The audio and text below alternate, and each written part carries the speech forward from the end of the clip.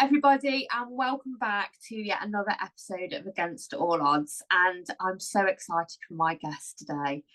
Like I say at the beginning of every podcast, it is purely a selfish podcast because I get to speak to the people that inspire me.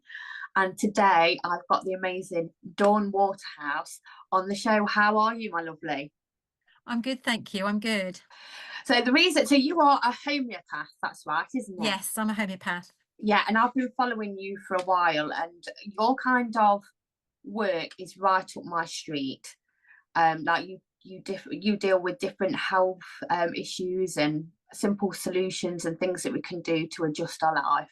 Yes. And I believe that kind of audience that you've got now is growing. Yes. Massively.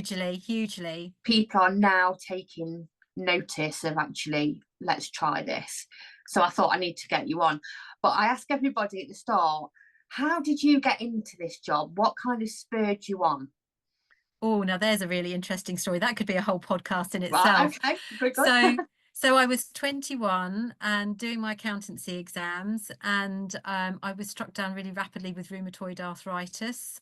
Right. And I have family member, she's not with us anymore. She's a dear aunt who had rheumatoid arthritis, and she'd been through the most hideous medications, injections, and everything would work for a bit and then not work. And I'd watched her as I grew up deteriorating and having heavier and heavier medications and suffering, and I didn't want to be like that. So I then wanted to find alternative options. I had tried the medications and all they'd done was make me really ill, constipated, bloated, put on 2 stone. They'd done nothing to help me. And I was very fortunate at the time. My GP was a medical homeopath as well as being a GP, and he said to me, have you tried alternative therapies? And he did say to me, keep your weight as light as you can because your muscles and your body structure won't cope with having to carry any more than it needs to carry if you want to keep well, because 21's young to be having something. And I was bent over like an old woman. No disrespect to any old ladies, but I was really like bent over like the old kind of walking stick thing. I had to hold on to something to walk. And so then that sent me on a whole roller coaster of exploring different therapies. So I went to a health food shop. They gave me a diet sheet. They showed me the books that they'd got there, because 30 years ago getting hold of a book on anything was really difficult because you didn't have the internet facilities. And that's where I started. I then found a workshop to attend homeopathy course for home use, met the homeopath, and just made so much sense to me as an accountant, trainee accountant. I was like, this makes so much sense. This is working with natural law rather than man-made law. And so then from there, I got better and better, within 6 weeks. I was getting married within 2 months of becoming chronically ill. So I was also wanted to walk down the aisle unaided. So I was able well enough to walk down the aisle. I lost all the weight that I'd suddenly gained. My poor mum, who made my dress, was taking my dress in like every few weeks, trying to go, right, that's it, do not lose any more weight.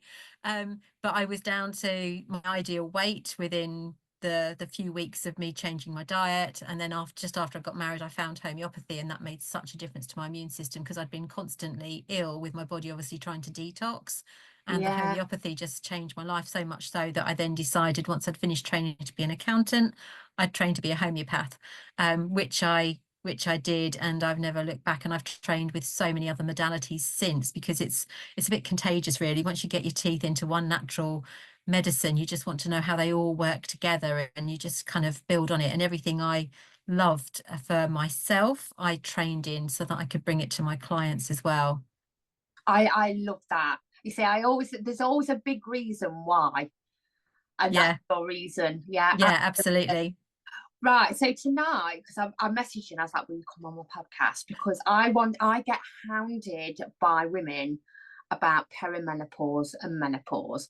And as we discussed before the podcast, I am perimenopausal. So, it's a big thing. It kind of blew up a couple of years ago about all these horrible side effects of menopause and the long-term health risks and things like that, and people panicked, didn't they?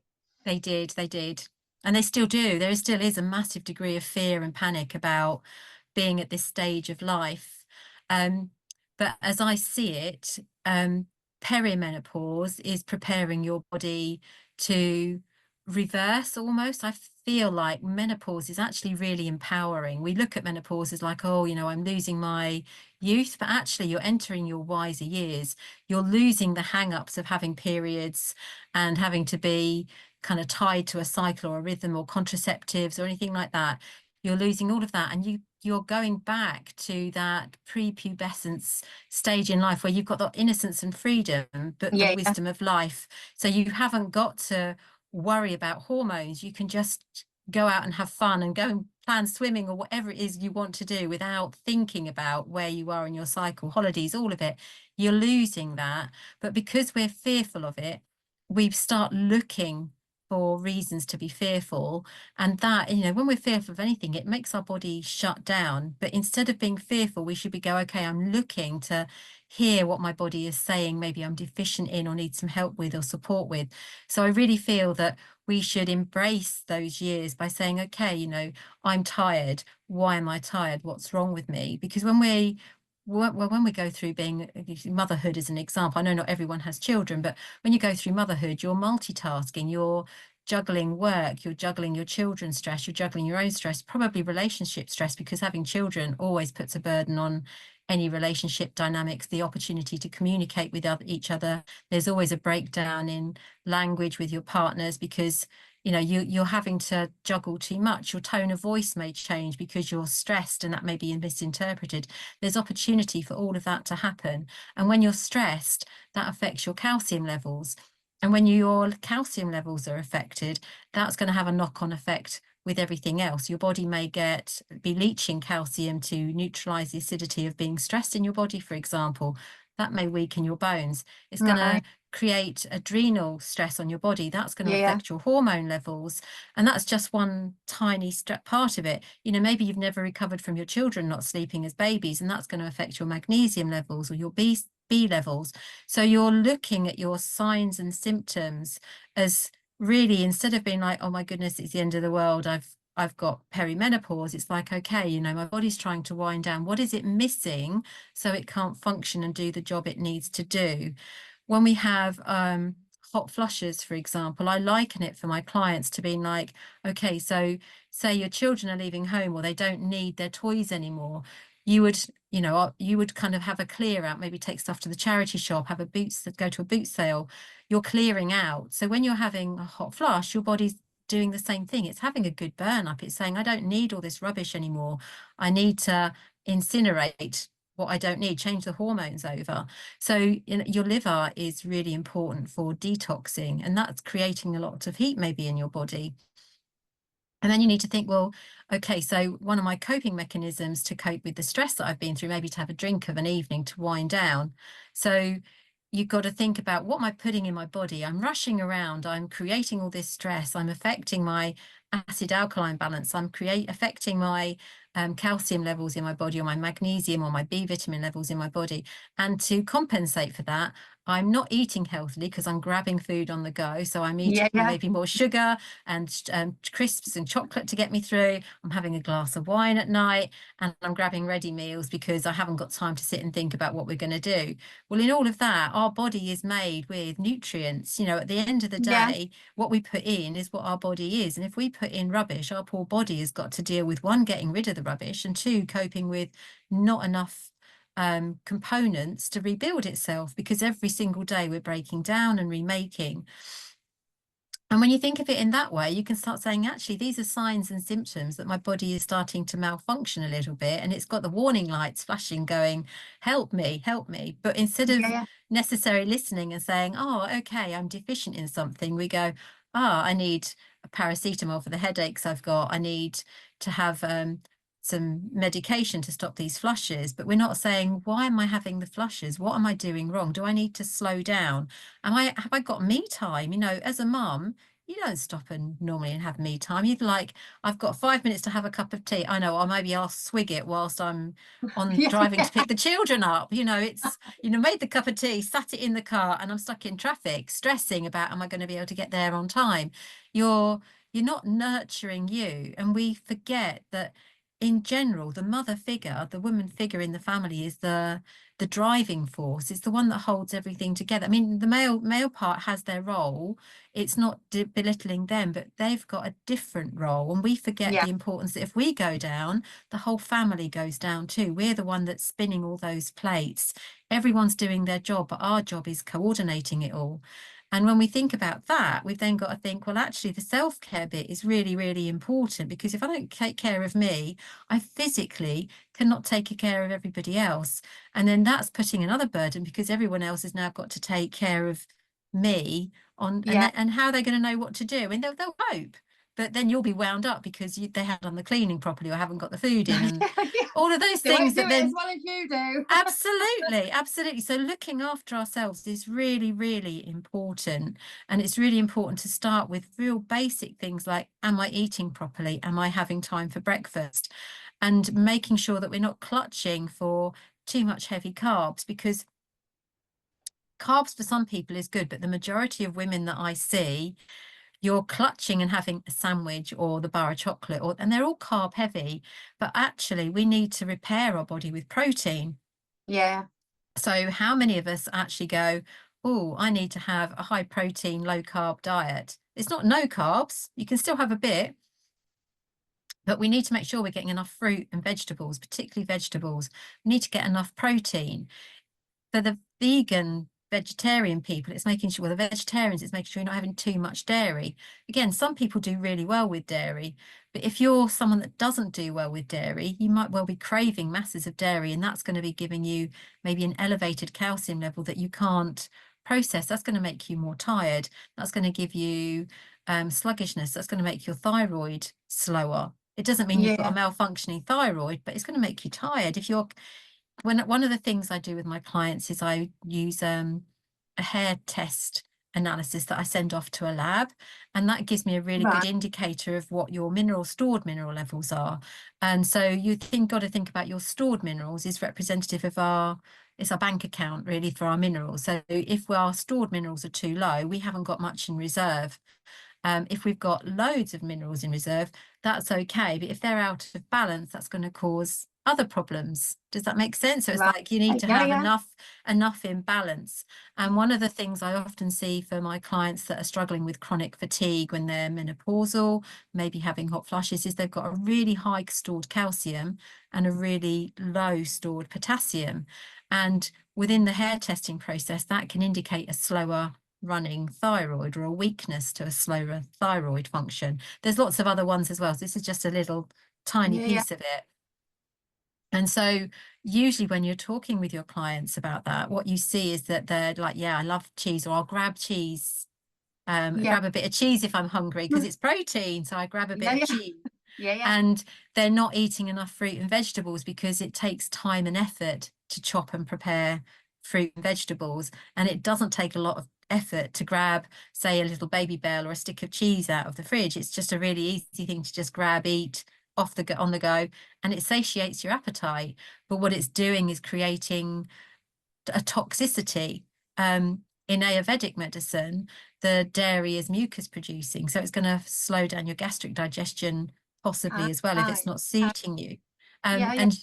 And if someone's a fast metabolizing person, then they'll be able to get away with eating as much cheese as they like because they'll do well with a higher fat diet. But often the women I see that are struggling are usually worn out by life or having a children or running around or work being stressful or whatever life's thrown at us, because we all go in going, right, I've got a plan, this is what we're going to do, and life goes, just laughs at you, doesn't it? Laughs, points a finger and It goes, does. you can have a plan, love, I'm going to make it run my way. And it tests you to make you know that Yeah. Yeah. you can have a plan, but you're going to have to get out of this one if you want to have your happy ever after with your plan. So it's Yeah. those stresses in life that really push us down. You can keep pulling back and going, this is what I need to do, and something else comes along and you don't quite manage it. One of the other things that I work with some of my clients is that idealism. So the idealism that you need to eat organic and have everything pasture raised and all the rest of it, which is ideal if you can. But sometimes financially that's difficult, or Yeah. the overwhelm of where do I purchase all these products from within my budget becomes such an overwhelm that I then see them go the complete opposite way. and they're living on bags of crisps and bars of chocolate because they Right. can't cope with the wherewithal of how do I manage this, and so what Yeah, can I yeah, eat, what can I do, and they end up doing nothing. So my biggest advice for if you're struggling with wanting to do it all perfect is to think of it as transitioning from being where you want to be, or sorry, from being here and now to where you want to be. So if you're not able to afford it, don't do nothing and just eat the bar of chocolate, because that's really bad for you. yeah, Think yeah, about think about like, okay, so get my diet in place. What should I need to eat? It doesn't matter that it's come from the supermarket or wherever it is and it's not organic. Just eat what you know is a healthy, balanced diet that makes you feel well, and then start switching out one thing at a time, so that you've got a plan that's working and you're switching out to yeah, an improved plan, sort of like you've got, yeah, your kind of your basic model and you're improving to upgrade to a better model of diet, because it's better to eat supermarket food and a healthy, balanced diet than it is to say, I can't manage to do a perfect diet that's all organic and I'll live on bars of chocolate and crisps, yeah, because yeah. all you're doing Get is rid of that depleting all you. or nothing mindset. Yeah, Yeah, absolutely. And a lot of people, I've worked with a few ladies that just, when I say it to them, they're like, that makes so much sense. But because they've got so stuck in that overwhelm, yes, it's yeah, just it's paralyzing, and your yeah, brain just can't think. And that goes with some of the remedies. So one of the remedies that I work with in menopausal time is calcium carbonate as a remedy, calc carb, and that's one about calcium metabolism. And one of the symptoms that I explain to my clients that indicate that, and there's lots of reasons to indicate that, but one of the reasons that indicate can be feeling overworked and overwhelmed. And you think of like when you're struggling, everything becomes too much. It's making a decision becomes too much. It's just another thing and another thing, and it all just becomes overwhelm, and you just want yeah, to melt down. And you might be really good at everything you do, just plodding through, but it's just that ever-growing pile of stuff just building up becomes too much.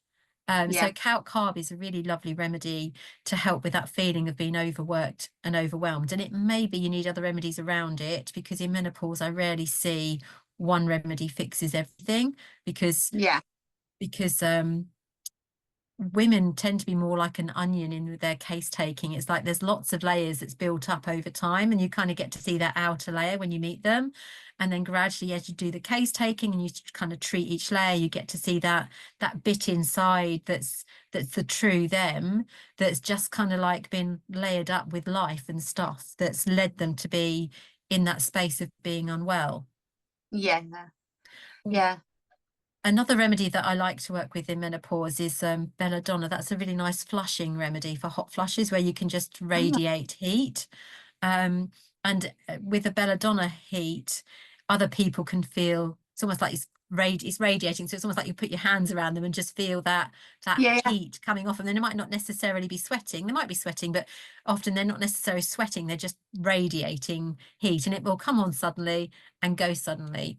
And it's often the classic picture of belladonna will be at 3 o'clock in the afternoon or 3 o'clock in the morning, that time where you kind of get woken up and you can't get back to sleep because you've had enough sleep to be refreshed, but you could do with some more before you wake up yeah, at yeah, 6 in the morning. And then by the time you kind of like you've got over that, it's 6 o'clock and you're just wanting to nod off again.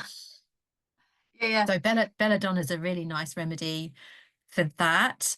But most important thing, I was just thinking, I mentioned about vegetarianism and dairy, and I also mentioned veganism. Um, and veganism can be a little bit harder to get the protein content right, because when you're vegan, a lot of your food has already got a slightly higher percentage of carbohydrate to it, because your pulses have got an element of starch. Everything's starchier in a right, vegan diet. And so it's really important to try and make higher protein choices. So for your carbohydrate, it's really important to try and think about having things like quinoa or millet, which are seeds if they suit you, because they've got a higher protein content than, say, rice.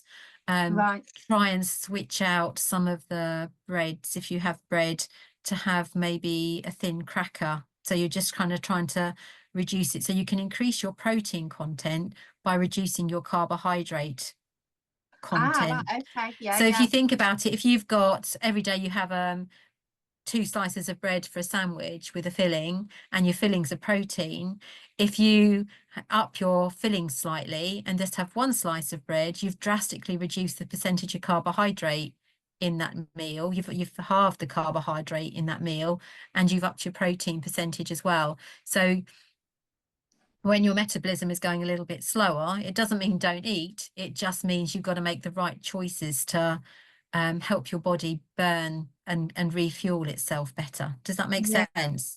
yeah, absolute sense. Because I think people worry a lot about protein, like Yeah. how much they should be having, where's the best place to get it. Do you need to add a protein powder? I mean, you see protein powders absolutely everywhere. Is that needed? Well, again, it depends on your diet. So I struggle to get enough protein in my diet. So I use a pea protein powder because it's rich in the amino acid that I need. So each protein that you buy has got different amino acids in it. So pea protein is rich in the amino acid lysine, and that's really useful if someone's got a history of, say, cold sores or struggles with shingles or chicken pox, has chicken pox in their younger, anything on that herpes virus health issues will do really well with lysine amino acids. Right. If someone's works out a lot, maybe has blood sugar issues, they might, like diabetes, they might do better with an arginine rich amino acid, which would be, say, hemp protein powder. But they've got a different flavor, a very different flavor. So one Right. way to do, and you can buy just plain pea protein or plain hemp protein from some of the places. I think buy Whole Foods online, Just Ingredients, they might have it as well. There's a few places where you can get just the plain protein powder, and it's not very expensive. Yeah. Whereas when you buy the formulas, there's a lot of stuff added and they can become a lot more expensive. One way to use the protein powders is to put a scoop in a smoothie. I put a scoop of pea protein in my porridge to up my protein content in my porridge. If you make like flapjacks, you could put some protein powder in that, or shelled hemp seeds, even just up the seed content. Shelled hemp seeds are nice, got a very mild flavor and will up your protein content. It's about making clever choices with your Yeah. food so that you can enjoy the taste you like, but not Absolutely. have the density and the stress of what do I eat. If you're making flapjacks anyway, put a little bit of protein powder in it. If you're having porridge and you struggle with that you could put some cinnamon in, which will regulate your blood sugars a little bit, and put some protein powder into that. Or have egg for breakfast if you like eggs. Have egg for breakfast. If you struggle with time in the morning and you enjoy a boiled egg, you could boil the eggs of an evening and just take them out the fridge with, say, a banana or something, and that's your breakfast on the go. It doesn't have to be complicated. And I think we've had too many years of the branded cereals being marketed for breakfast that make us think we've got to Yeah. have a carbohydrate for breakfast. But when my daughters read the Little House on the Prairie series of books, it was really interesting to see that their breakfasts were always rehashed leftovers from tea because they didn't have a fridge. So whatever they had in the evening, they would cook up and hash with an egg or something, and that would be their breakfast. So they started their day on a Yeah. really good protein breakfast that was a real sustaining meal. And we forget that we start our day on a light, flimsy meal, and we should have a good breakfast and have a light Yeah. tea to sleep better. Yeah. Yeah. Yeah. That's a good point you make, actually.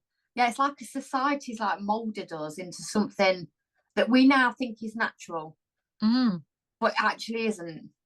yeah, absolutely. Funny that, isn't it? Funny Because if you that. have a heavy meal of an evening, you're going to have more digestive issues. You're going to be up and down all night for a wee if you when your bladder gets weaker. There's lots of things that will cause. Whereas if you have your heavier meal in the morning when you're moving about, you're going to be burning off that. You're moving everything. You're making your elimination system work better and efficiently. So your body's done the hard work in the morning, and your stomach works in the morning. 7 o'clock-ish, I think, is the Chinese meridian time for, or maybe 6 o'clock. It's early in the morning for the Chinese meridian time for the stomach when it's working. Of an evening, or 3 o'clock at night in the morning, I think is yeah, it's about probably about lung time, and 1 o'clock is liver time in the morning. So you think that's when our body is doing its cleanup process Yeah, in the early hours. That's when our body's doing its cleanup. So we should eat when our stomach wants to do its job, and we should be resting our bodies when our cleanup organs want to do their job. So it's just we just almost work yeah, back to front. yeah, absolutely. Do you know what, it makes sense when you say that? Now you mentioned magnesium. Yep. Now I take magnesium and I recommend it to everybody else for sleep. Yes. Is that the same reason for you? Yes. It's really good because when we have too much sweet stuff, or when we get too much stressed, that depletes our magnesium stores, and we need our magnesium to help us relax and to relax and sleep. So one way you can do it is to take magnesium supplements. Another way to do it is to have Epsom salts in the bath, and that's a really nice way to just Yeah. help relax your muscles. And if you're relaxing your muscles, that's going to help you sleep. Just don't have a too hot a bath before bed, because if you're struggling with hot sweats, you're putting loads of heat in, and then your body's going to just want to push it all out when you're asleep. Taking magnesium helps and you need it. If taking magnesium doesn't help, then you might need something else to either support absorption, or something else might be amiss. But you can take the magnesium. Another way to get magnesium in easily is to have an Epsom salt bath, have it of an evening. That will Yeah. help relax your muscles, help you to sleep.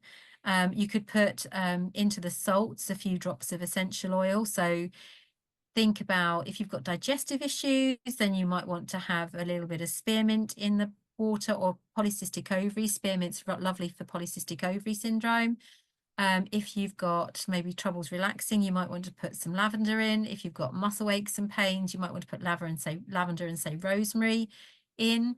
Rosemary oil also helps with memory. So you don't want too much rosemary before bed, just a drop, because rosemary is a stimulating oil, whereas lavender's a relaxing oil. But if you've got muscle aches and pains and that stops you sleeping, then rosemary oil is going to be nice for your joints as well. Rosemary oil also helps with blood sugar levels, but Yeah. put those into some Epsom salts, and then put the Epsom salts into the water.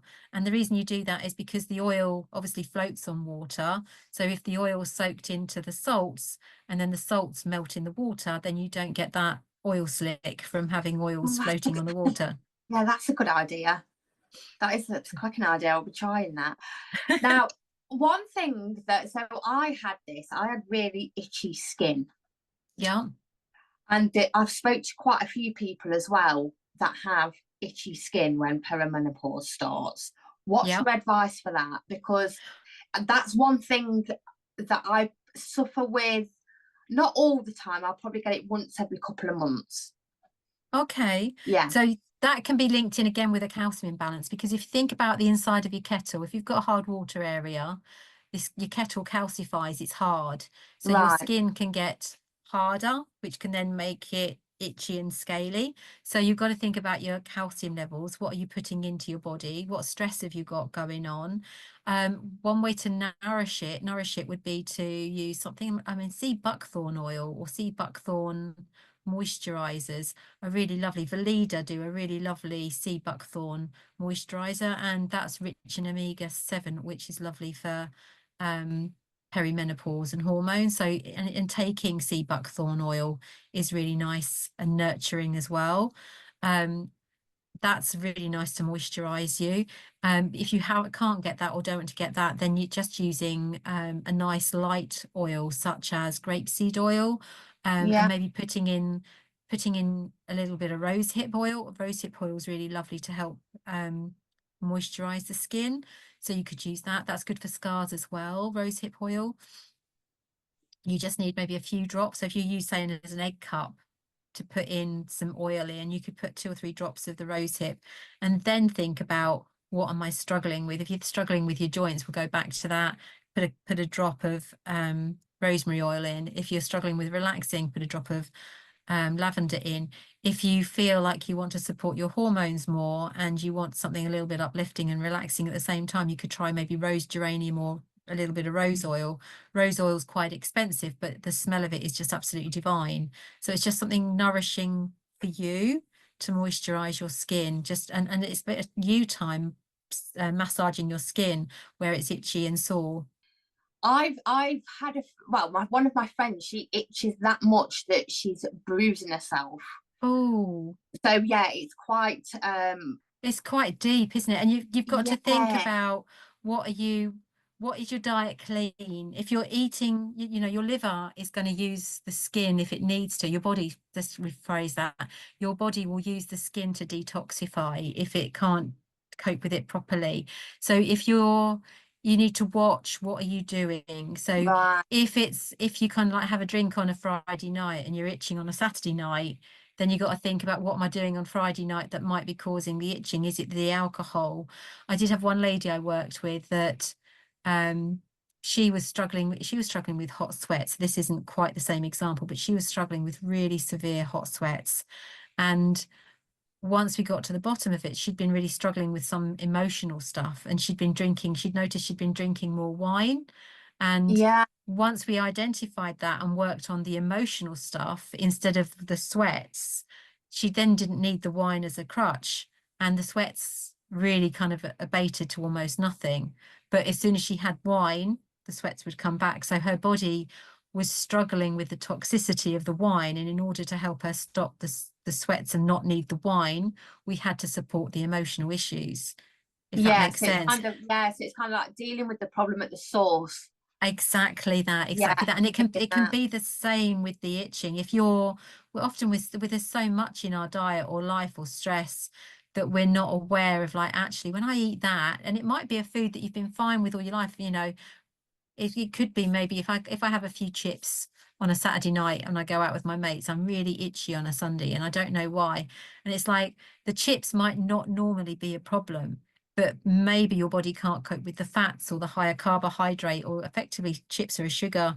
You know, is there something in those chips that maybe isn't suiting you? And that's just as yeah, an example. It could be a cookie, it could be anything. I mean, it could be something healthy. You know, sometimes it will come back with my clients with copper imbalance. So it could be, yeah, no, if I have some nuts, I really itch. It could be they've got too much copper in their body and they need to not eat the nuts, which are also rich in copper. So sometimes it can be a healthy food that's triggering you rather than necessarily thinking, oh, it's a bad healthy food, I've got to be really clean. It's like, no, it could be something healthy that your body has just got too much of at the moment and needs some help to use to clean itself up, ready for our wiser years. I like to look at it as like we're going into the next stage of our life. What do we need? You know, you don't need yeah, to have this, that, and the other. You need these other things to be what the wise woman that you're going into. You're no longer the maiden, you're going into being the wise woman. yeah. What do you need to be a wise woman? Absolutely, it's about listening to those alarm clocks. Yeah, The body's yeah. trying to tell them no, because we do kind of ignore them, don't we? And just Oh, absolutely. Because we don't want to hear it, do we? It's like, I'm not listening. I don't want to hear that I can't have a glass of wine. So we'll talk about like brain fog and things like that, because that is very common. I definitely had that. I had one point where I couldn't string a sentence together. Well, that can be a lot of things, and it's not, and it can sometimes start with pregnancy. You just might not recover properly Yeah, post yeah, pregnancy. I know I come home when I was pregnant with my first daughter. My husband asked me where I'd put some of the shopping. I was like, I don't know. I'd remembered buying it. I remembered putting it in the shopping bag, and then I remembered I'd put it in the bag with the bread, and I'd come home and put the bread in the freezer, and there it was. This thing was in the freezer. So I'd fortunately been able to retrace my steps, but it's like, why is it in the freezer? It would have had a shock when we'd gone to got the loaf of bread and found it, but it's just that can be a starting point, and it's effectively a stress on the body. So making sure you get enough omega oils is really, really yeah. important. I So love it. So like omega love your 3. omega oils. Omega Yeah, 3. yeah. So I often give my clients the flaxseed oil over the fish oils. Fish oils are good, but especially if you're vegan or vegetarian, you don't want fish oils. You Mhm. want to have a source, and the flaxseed oil is quite bioavailable.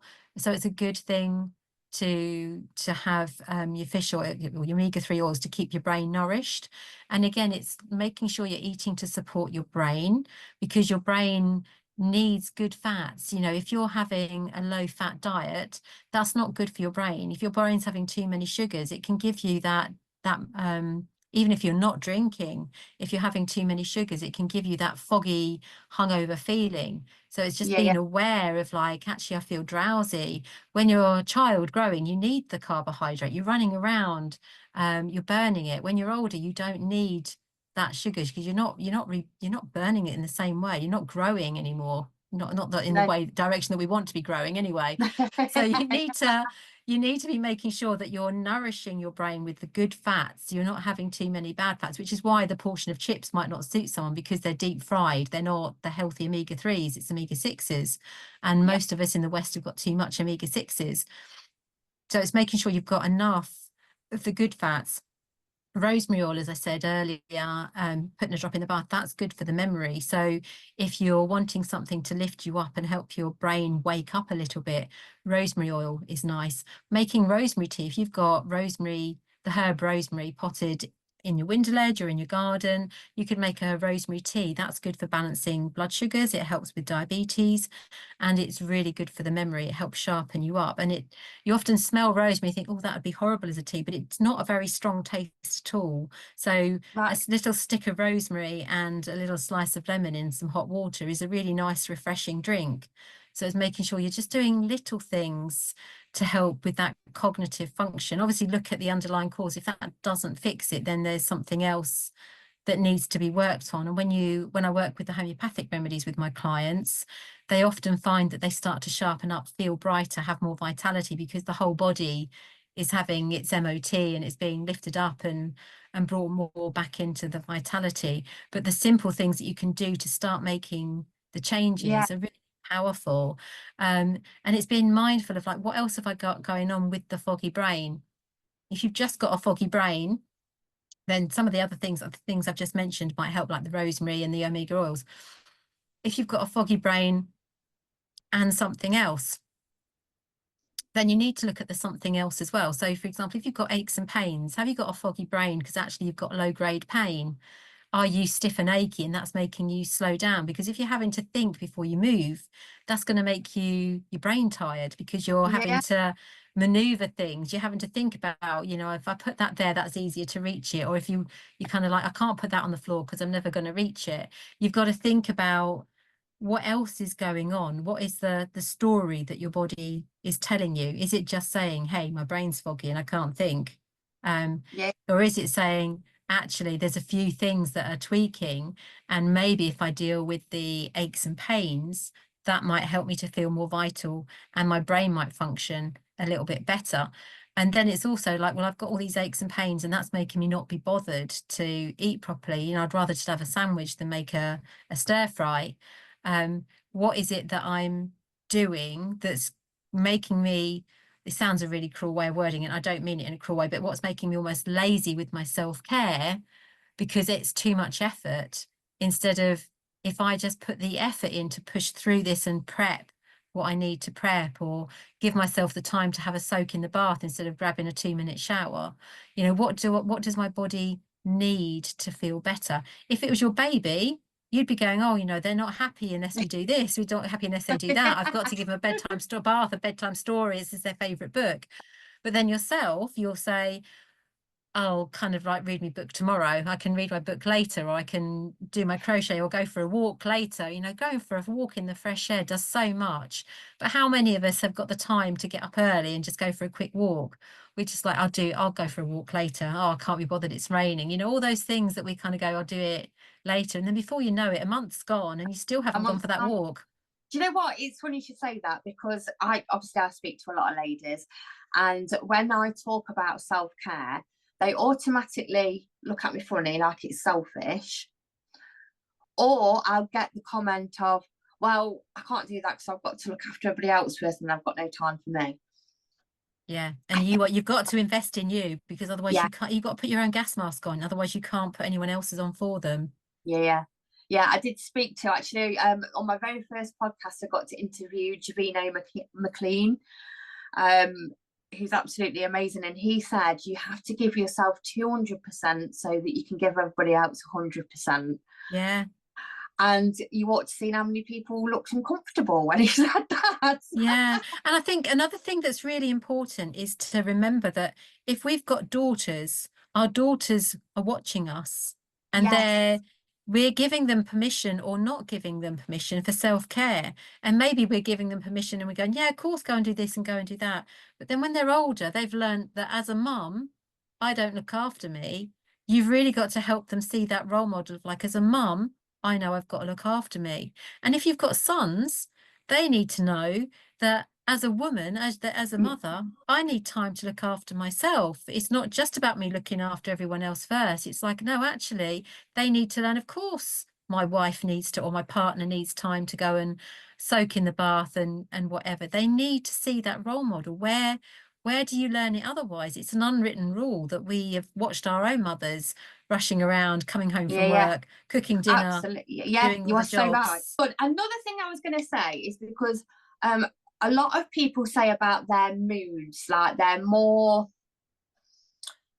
likely to snap Yeah, or they feel more on edge. But I am guessing that comes from everything that you've just said. Like your it, body's trying to warn you, it's trying to get what it needs. So that, of course, that's going to have an impact on your yeah, emotional well-being. yeah, absolutely. Because if your car is flashing its petrol indicator light to go on running low on fuel, and you ignore it, it's going to run out of fuel. And Yeah, so if your warning mechanism is saying, slow down, take a rest, eat properly, and you ignore it, it's going to have to shout louder and louder, and you will get more and more irritable. I think part of the irritability as well, though, can link in with miscommunication, because what I see is the male language and the female language are different. yeah, And when we're younger, we take the time out to converse with our partners to say, what do you mean by that? Or, you've got the time. But when you're rushing around with more responsibilities, you don't always take the time out, or you're reading what they're saying in light of what you're feeling and not realizing they're feeling something completely different. You're reading that language in relation to the shitty day that you've just had yeah, of like yeah. someone's pulled out in front of you, or, and then you come home with that grump in you, and then you're misreading, and then they're misreading you because they're not seeing you've had a bad day. They're thinking you're having a go at them. And then that can escalate a situation as well. So I Yeah, think there is all of yeah. everything I said, but there's also that lack of time as well, or lack of sleep, or more pressures and responsibilities. You don't generally get less responsibilities as you get older. No one takes them off of you. You get more. Like with our emotions and that, because I will say, before I found out that I was perimenopausal, before I went and had the blood test, and I was very lucky, we spoke about before the podcast that I'm very lucky getting a lady doctor who noticed that I'd started to change and I'd done a blood test. But one of the things I did notice is I became very snappy. And at the time I was snapping, it was like I was fully in the right. I was justified for snapping. And then about an hour later, I'd be like, oh my God, did I really just say that? I did say that, didn't I? It's like, well, yes. Yeah. So admittedly, Yeah, I'm all right now. I don't tend to do that. But I will always say to people, because I deal with a lot with stress management and emotions and things like that. But if I've got to the point where I've snapped, that's the alarm clock to me that I need to change something. yeah, absolutely. So it could be that I need to improve my sleep, or I haven't drank enough water, or I haven't had a walk outside for 10 minutes, or I haven't done, so it was something. So And I, instead of going, yeah, well, it's their fault, no, it's an alarm clock to me. and I think what you said there about water, I've not mentioned water. When you think about fluid intake, many people don't have time to drink enough water, and some people need more than others. That's normal. But you have to bear in mind when you have tea and coffee, that's dehydrating, it's not hydrating. When you have alcohol, that's dehydrating, it's not hydrating. Yeah, yeah, When you have salt and chocolate, crisps and chocolate, that's dehydrating, it's not hydrating you. When you have your fruit and vegetables, that's hydrating you. So then start eating, you have a nice wholesome soup, that's hydrating. When you have a casserole, that's hydrating. So a lot of our foods yeah, that we eat on the go are dehydrating foods, and then we don't drink enough because we don't have to stop for a wee. yeah, yeah, yeah. So true. Hydration, people overlook it. It's very simple to do, but it's a big factor, isn't it? Huge factor, huge factor. There's a lot of simple things you can do. May not fix everything, but can certainly make life a lot easier. Yeah. Now, you were saying that you've actually got a product that you can buy for the menopause where you can get all the advice. Yep, I've So made a we're going to get workshop. a discount code. Yeah, yeah, we're Absolutely. going to get a discount code for all the listeners. So where can, if they are that, right, I need to get this sorted out, I need to get a handle on it. Like, where can they find you on social media? I know you've got a Facebook group because I'm part of that. What's that called? So the Facebook group is Natural Health and Happiness. Yeah, My Facebook is Dawn Waterhouse Natural Health, I think, but my website is dawnwaterhouse.co.uk. So you should be able to find everything from there, especially if you sign up for my newsletter. There is a tab on yeah. my website for the courses, and let's decide on a discount code now because I've not set it up yet. Um, how about the code being well woman? Well, woman, right, Well that's woman. good.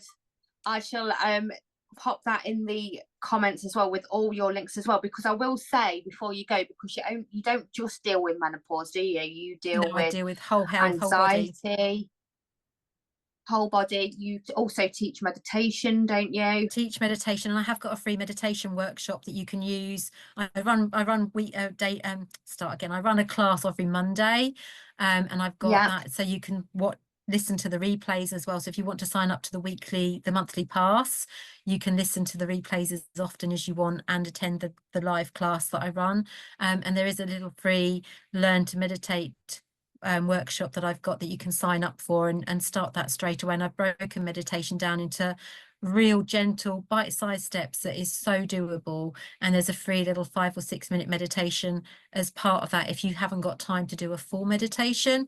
And my weekly class is yeah, 45 yeah. minutes 45 minutes of meditating, and it's an hour class where we just kind of step in with a beautiful group of ladies, and there's no judgment in the group. It's just really lovely. Everyone just goes with the flow. It's really beautiful space to just kind of like let go of your stresses, and don't expect anything when you meditate, because if you don't expect anything, you receive everything. When you expect something, it's going to evade you and run away. I love that. I absolutely love that. Thank you for being such an amazing guest. Like I say, we'll pop all your links on, and we'll settle that coupon as well, because I believe the world needs people like you, my lovely. Oh, thank you so much. It's been a I delight. Thank you for inviting me. Yeah, I think us humans tend to overcomplicate things, and I believe that you offer a simple solution that makes a big impact. Thank you. Thank you so much. It's been So lovely working with you. yeah, take care, my lovely. And you. Take care now. See you soon.